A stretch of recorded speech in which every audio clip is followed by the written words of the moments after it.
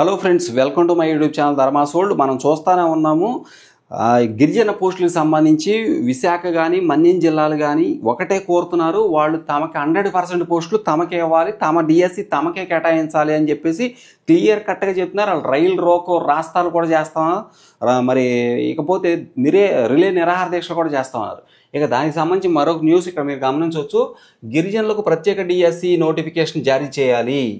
ఇక్కడ చెప్తున్నారు నేడు అరకు రైలు రోకో తాత్కాలిక వాయిదా.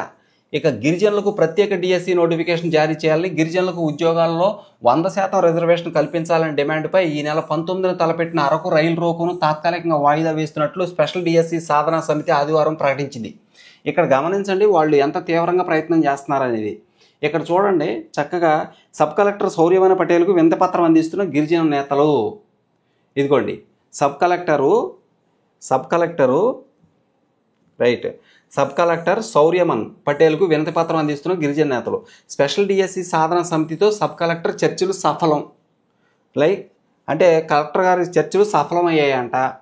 ఇక్కడ మీరు గమనించండి, గిరిజనులకు ప్రత్యేక డిఎస్సి నోటిఫికేషన్ జారీ చేయాలని, గిరిజనులకు ఉద్యోగాల్లో 100% రిజర్వేషన్ కల్పించాలని డిమాండ్పై ఈ నెల 19న తలపెట్టిన అరకు రైలు రోకోను తాత్కాలికంగా వాయిదా వేస్తున్నట్లు స్పెషల్ డిఎస్సి సాధనా సమితి ఆదివారం ప్రకటించింది.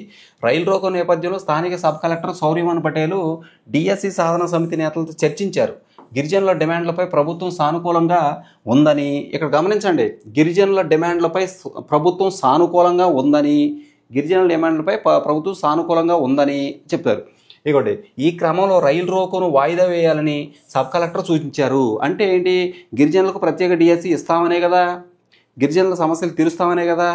వాళ్ళు కావాలని ప్రత్యేక డిఎస్సి తమకి ఇవ్వాలి. లేదంటే ఈ డిఎస్సిలో 100% పోస్టులు ఏవైతే ఉన్నాయో ఐటీడీఏ పరిధిలో మన్యం ప్రదేశాల్లో గిరిజన ప్రజల పోస్టులు వాళ్ళకే ఇవ్వాలి. అది వాళ్ళ డిమాండ్. కాబట్టి అలా ఇస్తే డిఎస్సిలో చాలా మార్పులు వస్తాయని మనం గతంలోనే చెప్పుకున్నాం కదా. గతంలోనే ఈ నోటిఫికేషన్లో చాలా మార్పులు వస్తాయి అని చెప్పేసి మనం ఎప్పుడో చెప్పుకున్నాం. అట్లాగే ఇప్పుడు వీళ్ళు కంపల్సరీగా ఇవ్వాలంటున్నారు. వీళ్ళని కాదని ముందుకు వెళ్ళటం చాలా కష్టం అండి. ఇక్కడ చూడండి, దీంతో కలెక్టర్ గారితో చర్చలు సఫలమయ్యాయి. వాళ్ళ యొక్క డిమాండ్స్కి ప్రభుత్వం సానుకూలంగా ఉందని కలెక్టర్ గారు చెప్పారు. దీంతో తమ సమస్యల పరిష్కారానికి ప్రభుత్వానికి తగిన సమయం ఇవ్వాలని 19న నిర్వహించే అరకు రైలు రోకోను తాత్కాలికంగా వాయిదా వేయాలని స్పెషల్ డిఎస్సి సాధనా సమితి నిర్ణయించింది. ఈ సందర్భంగా తమ సమస్యలపై స్పెషల్ డిఎస్సి సాధనా సమితి ప్రతినిధులు సబ్ కలెక్టర్కు ఇక్కడ చూడండి, సబ్ కలెక్టర్ శౌర్యమణికు వినతిపత్రం సమర్పించడం జరిగింది.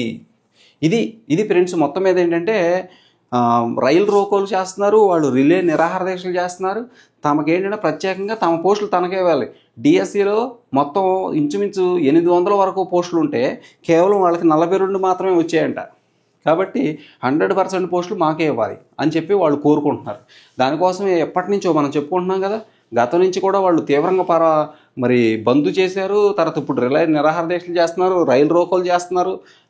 అలాగా వాళ్ళు ఏంటంటే ముందుకు పోతున్నారు. Thank you so much for watching. Please share this video and subscribe my channel. Thank you so much.